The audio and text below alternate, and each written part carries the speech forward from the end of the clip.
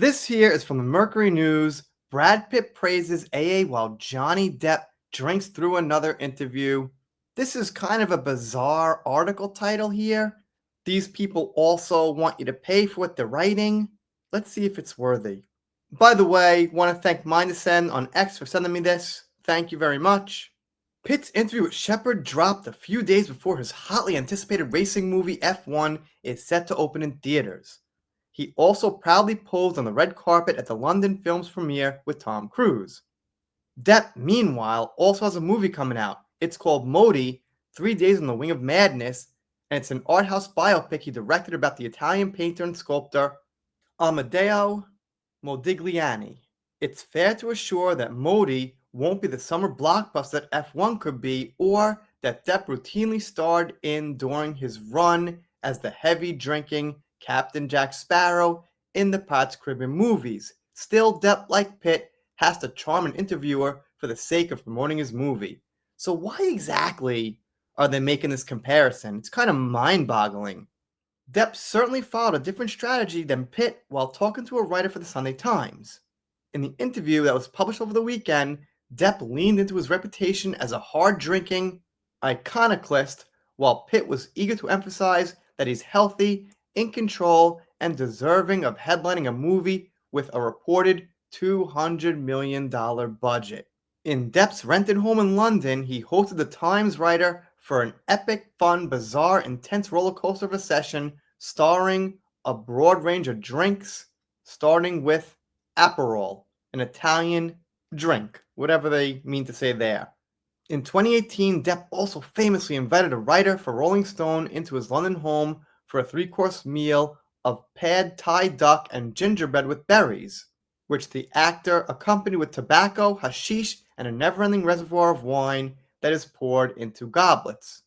Sounds great, actually. I'd love to eat some berries and duck at Johnny's house. Well, not totally sure about the duck. I think I've had it once a long, long time ago at a Chinese restaurant when like my grandparents were just like, try this. Guess it's not much different from chicken. But if it was Johnny, sure, I'll try the duck. During Depp's latest interview, the actor specifically drank wine and rum while sitting on a sofa, barely moving, a slumped presence who delivered a ramble of many thoughts, punctuated by frequent bouts of raucous laughter. I mean, you could just make that into whatever you want. I don't really think there's inherently something bad about drinking. Yeah, you can't overdo it. You don't want to get sloppy drunk when you've got something to do. But if it's an interview, they're not talking about like calculus and rocket science and intricate details about legal situations or something. He's talking about an artistic movie.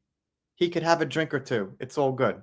But the Times reported that Depp became more animated when talking about his public battles with ex-wife Amber Heard, which involved two messy, salacious court fights that focused on her physical abuse allegations and his excessive drinking.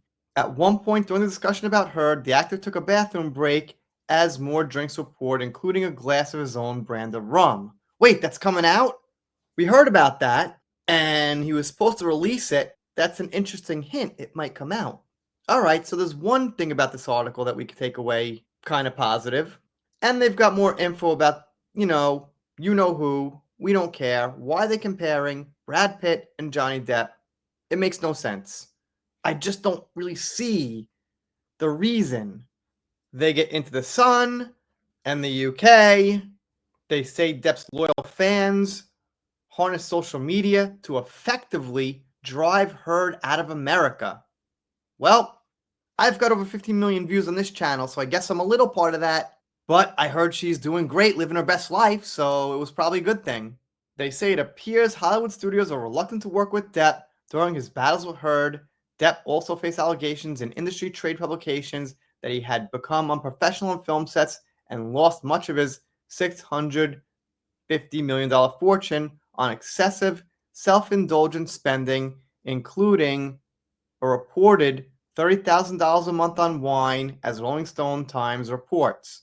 But like 30 grand on wine is only like, I don't know, 1.2 million a year or something like that. Maybe not even. That's a far cry from like much of 650 million. But I don't know. Whatever. Then they quote Depp saying that he railed on the people against Hollywood, which also is cool with me. They quote Depp here, "As weird as I am, certain things can be trusted," Depp argued, "and my loyalty is the last thing anyone could question.